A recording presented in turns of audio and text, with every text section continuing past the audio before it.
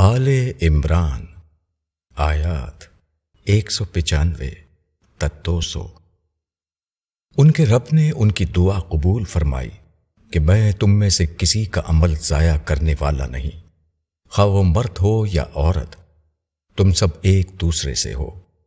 پس جن لوگوں نے ہجرت کی اور جو اپنے گھروں سے نکالے گئے اور میری راہ میں ستائے گئے اور وہ لڑے اور مارے گئے، میں ان کی خطائیں ضرور ان سے دور کر دوں گا اور ان کو ایسے باغوں میں داخل کروں گا جن کے نیچے نہریں بہتی ہوں گی۔ یہ ان کا بدلہ ہے اللہ کے یہاں، اور بہترین بدلہ اللہ ہی کے پاس ہے۔ اور ملک کے اندر منکروں کی سرگرمیاں تم کو دھوکے میں نہ ڈالیں، یہ تھوڑا سا فائدہ ہے، پھر ان کا ٹھکانہ جہنم ہے، اور وہ کیسا برا ٹھکانہ ہے۔ البتہ جو لوگ اپنے رب سے ڈرتے ہیں ان کے لیے باغ ہوں گے جن کے نیچے نہریں بہتی ہوں گی، وہ اس میں ہمیشہ رہیں گے۔ یہ اللہ کی طرف سے ان کی میزبانی ہوگی، اور جو کچھ اللہ کے پاس نیک لوگوں کے لیے ہے وہی سب سے بہتر ہے۔ اور بے شک اہل کتاب میں کچھ ایسے بھی ہیں جو اللہ پر ایمان رکھتے ہیں اور اس کتاب کو بھی مانتے ہیں جو تمہاری طرف بھیجی گئی ہے، اور اس کتاب کو بھی مانتے ہیں جو اس سے پہلے خود ان کی طرف بھیجی گئی تھی۔ وہ اللہ کے آگے جھکے ہوئے ہیں، اور وہ اللہ کی آیتوں کو تھوڑی قیمت پر بیچ نہیں دیتے۔ ان کا اجر ان کے رب کے پاس ہے، اور اللہ جلد حساب لینے والا ہے۔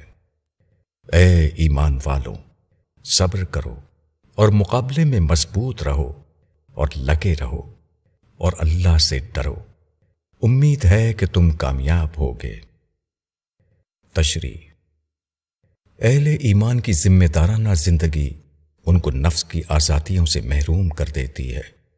ان کے اعلان حق میں بہت سے لوگوں کو اپنے وجود کی تردید دکھائی دینے لگتی ہے، اور وہ ان کے دشمن بن جاتے ہیں۔ یہ صورتحال کبھی اتنی شدید ہو جاتی ہے کہ وہ اپنے وطن میں بے وطن کر دیے جاتے ہیں۔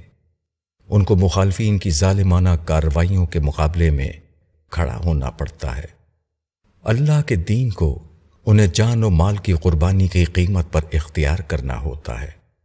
ان امتحانات میں پورا اترنے کے لیے اہل ایمان کو جو کچھ کرنا ہے وہ یہ کہ وہ دنیا کی مصلحتوں کی خاطر آخرت کی مصلحتوں کو بھول نہ جائیں۔ وہ مشکلات اور ناخوشگواریوں پر صبر کریں، وہ اپنے اندر ابھرنے والے منفی جذبات کو دبائیں اور متاثر ذہن کے تحت کوئی کارروائی نہ کریں۔ پھر ان کو باہر کے حریفوں کے مقابلے میں ثابت قدم رہنا ہے۔ یہ ثابت قدمی ہی وہ چیز ہے جو اللہ کی نصرت کو اپنی طرف کھینچتی ہے۔ اسی کے ساتھ ضروری ہے کہ تمام اہل ایمان آپس میں ایک دوسرے کے ساتھ بندھے رہیں، وہ دینی جد و جہد کے لیے باہم جڑ جائیں اور ایک جان ہو کر اجتماعی قوت سے مخالف طاقتوں کا مقابلہ کریں۔ ایمان دراصل صبر کا امتحان ہے، اور اس امتحان میں وہی شخص پورا اترتا ہے جو اللہ سے ڈرنے والا ہو۔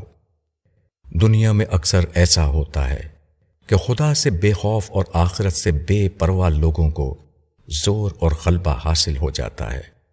ہر قسم کی عزتیں اور رونقیں ان کے گرد جمع ہو جاتی ہیں۔